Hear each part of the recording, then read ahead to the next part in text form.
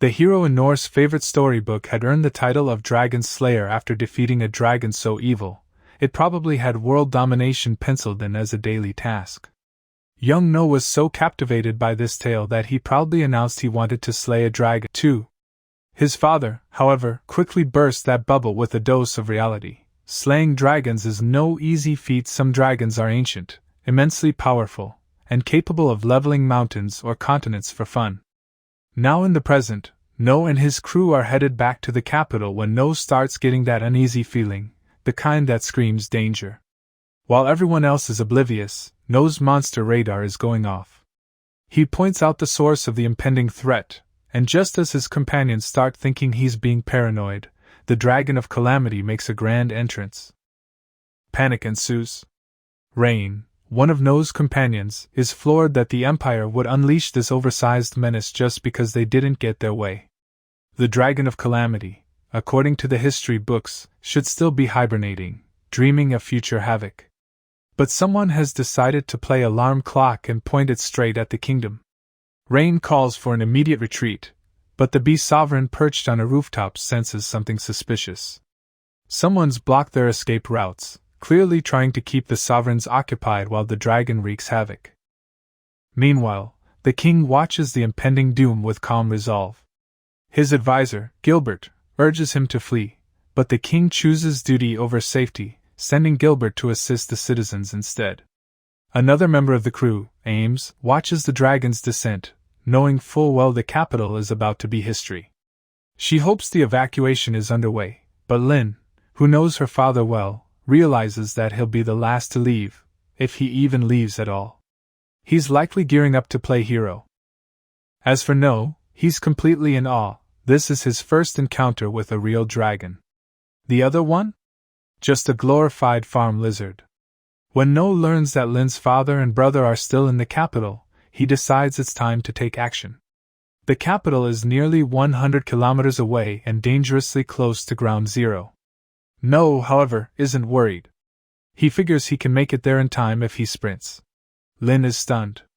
The capital is hours away at a normal pace, and they've only got minutes. Noor proposes a wild idea. They should replicate the same trick they used on the Goblin in the forest. Lin blasts him with her strongest wind magic, and he'll take care of the rest. It's a crazy plan, but if anyone can pull off crazy, it's Noor. With no time to lose, Lin readies her wind blast, aiming to launch Noor at rocket speed toward the capital. As the king in the capital has flashbacks of his confrontation with the emperor, who wanted a dungeon capable of changing the world, the king knows this disaster has officially arrived, flying in on dragon wings. Resigned to his fate, the king plans to take out one of the dragon's eyes before going down. Back at Noor's side, Indin uses her divine shield to prepare Noor for his high-speed launch. Noor's confidence wavers as he fully realizes the danger, but before he can protest, Lin unleashes her six-fold wind blast, sending Noor hurtling toward the capital faster than you can say. Dragon Slayer.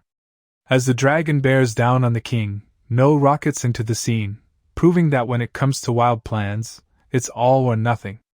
The dragon charges up its legendary breath attack, the same fire that once incinerated a continent. The king knows he's about to be roasted, but he decides to go out with a bang, channeling all his mana into one final, powerful strike. But just before the king makes his heroic last stand, Noor appears from seemingly nowhere, parrying the dragon's attack and sending its fiery breath harmlessly into the sky. The dragon, stunned and disoriented, crashes to the ground. Still in shock, it tries to retaliate with its tail, but Noor parries again, knocking the beast down once more.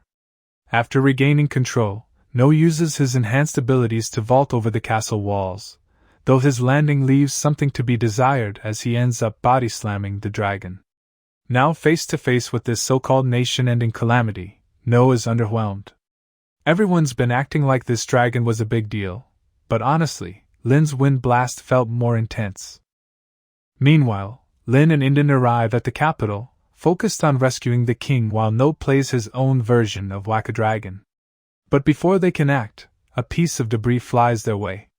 Lin hits the ground while Indin, ever quick on her feet, throws up a shield just in time.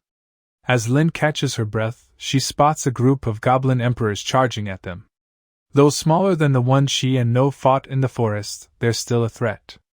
Lin uses ice magic to slow them down, but they're faster than expected. That's when Rollo steps up, using a powerful mind trick to freeze the goblins in place, allowing Lin and Indin to finish them off.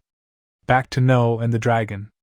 Despite the dragon throwing everything it has at No, it's no match for his skills. With his indestructible sword in hand, No chips away at the dragon's scales and claws, growing more confident with each strike. Realizing brute force isn't working, the dragon takes to the air and fires another breath attack, but No effortlessly swats it away. The dragon, now bewildered, realizes it's outmatched. Finally, after one last desperate lunge, the dragon admits defeat and submits to No. The crowd is speechless, and No himself is a bit baffled by what just happened, but hey, a win is a win. He remembers the hero from his childhood who slayed a dragon and brought prosperity to the land with its remains. However, No can't bring himself to kill this dragon. Instead, he sits down in front of it, calling it a day. Want more epic dragon parries and legendary hero moments? Stay tuned, because the adventure is far from over.